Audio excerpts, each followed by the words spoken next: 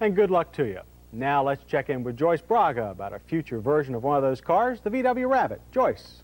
That's otherwise known as the Golf in Europe, John. Well, what's the Golf 2 going to look like? Or should we call it the Rabbit 2? Well, in the U.S. it will be the Rabbit. And the Rabbit 2 looks like the Rabbit 1. No major changes. Well, at first glance, it doesn't appear so. Now, VW has said that it is new from end to end, as they put it.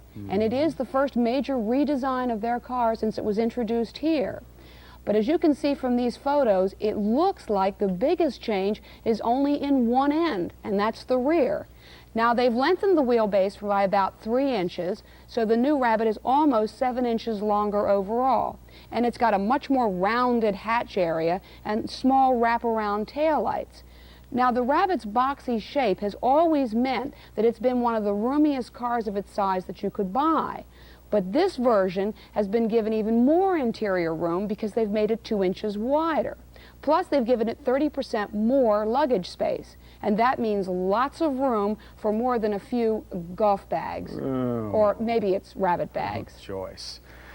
Anyway, all that has meant 165 more pounds. But because they've improved the drag coefficient by 19%, Rabbit 2 will still get better fuel economy. It's also going to use basically the same suspension system, though they've had to boost it to handle the extra weight. And you're still going to get the same transmission and engines. Now, there are some differences between the European Golf and the U.S. Rabbit.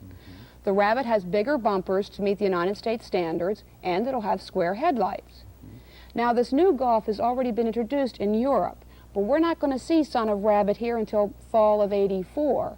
And Volkswagen still doesn't know how many Rabbits they're going to produce at their Westmoreland, Pennsylvania plant. It does seem surprising that they didn't make the styling change more radical, considering the sales are not doing very well at all. I agree, and the experts think that they have been way too cautious. Now, we did hear one rumor, and that was the fact that Chrysler has been having high-level talks with VW, and there's a possibility that they're going to make a separate version of the Rabbit through the Chrysler dealers sometime next fall. Sort of like Chrysler's deal with Mitsubishi. They'll make the car in Westmoreland, PA, but it'll be sold through Chrysler dealers as a Chrysler product. That's very right. interesting. At least owners of current Rabbits don't have to worry about their car looking obsolete. Thanks, Joyce. Well, you know, VW isn't the only foreign car maker to be building their cars here in the U.S.